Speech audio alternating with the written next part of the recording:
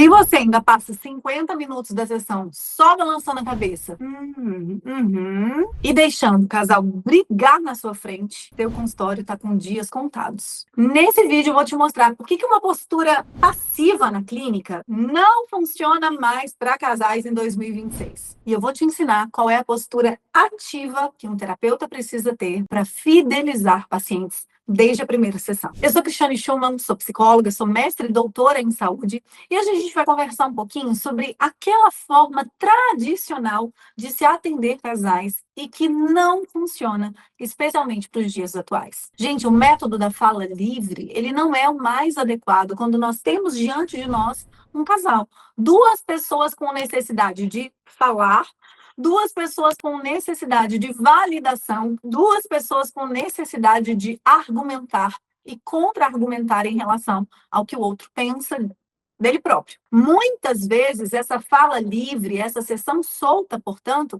ela acaba sendo ali um ninho de mais conflitos, de mais discussões para aquele casal. Talvez seja por isso que a terapia de casal ficou queimada como uma lavação de roupa suja, porque é um método que, de verdade, precipita esse conflito, não foca na resolução do problema, mas na discussão do problema, e onde, de fato, diante de um juiz, esse casal se arma na tentativa de atacar, se defender ou contra-atacar. Nós estamos diante de um mundo onde as pessoas buscam cada vez mais por soluções e elas têm pressa disso.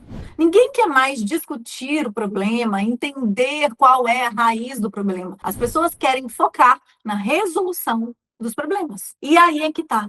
Porque a psicologia tradicional, aquela psicologia retrógrada que trabalha com esse método da fala livre, acaba não sendo exatamente o que os casais buscam no processo terapêutico hoje em dia. Portanto, uma sessão de terapia mais semi-estruturada, com ferramentas específicas e especialmente voltada para a resolução do problema e não para a discussão do problema, parece ser muito mais adequado. Além disso, existe uma diferença crucial entre uma escuta diferenciada e uma passividade terapêutica. Uma escuta diferenciada é aquela onde a gente oferece segurança e, ao mesmo tempo, espaço e encorajamento para a fala do outro. Passividade terapêutica, onde a gente acha que apenas isso é o suficiente para a terapia acontecer, isso aqui também não é o adequado. Escuta terapêutica não é calar, parar, deixar que os próprios pacientes encontrem essa possível solução. Não, isso é passividade terapêutica. E certamente, se você utiliza isso, seus resultados terapêuticos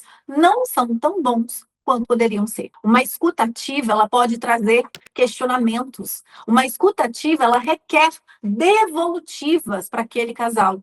Uma escuta ativa é você entender o que está acontecendo e dominar ferramentas para apresentar para esse casal que busca a resolução de problemas, ferramentas que vão, de fato, contribuir para que eles tenham uma maior clareza em relação ao que está acontecendo e, principalmente, o que precisa ser feito para esse problema ser dissolvido. A psicologia retrô, essa psicologia ultrapassada, onde a gente aprendeu muito o quê, mas quase não aprendeu o como. A gente aprendeu muita história, mas a gente aprendeu pouquíssimo prática, como ir para o mercado de trabalho e, de fato, sermos psicólogos. Essa psi-retrô também deixou a desejar em relação a uma terapia de casais. Pensando nas disciplinas que você teve na faculdade. Quantas disciplinas você teve sobre história da psicologia, por exemplo, e quantas disciplinas você teve sobre o tratamento de casais? Tratar casal não é tratar duas pessoas em conjunto. Até porque, quando um casal se forma, algumas nuances novas são criadas e outras se apagam. Portanto, a gente tem diante de nós um novo casal. É como se fosse uma terceira pessoa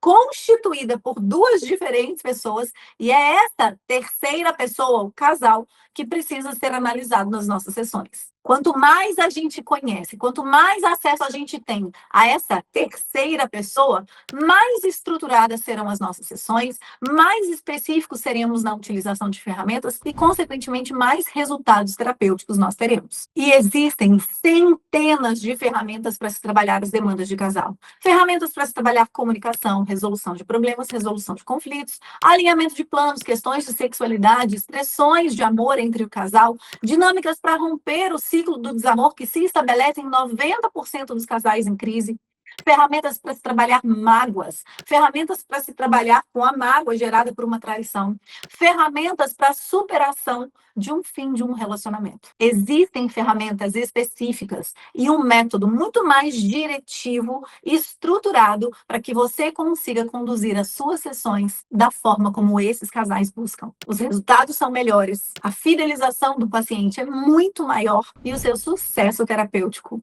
também. Me conta aqui embaixo. Você já conhece alguma ferramenta específica para o atendimento de casais?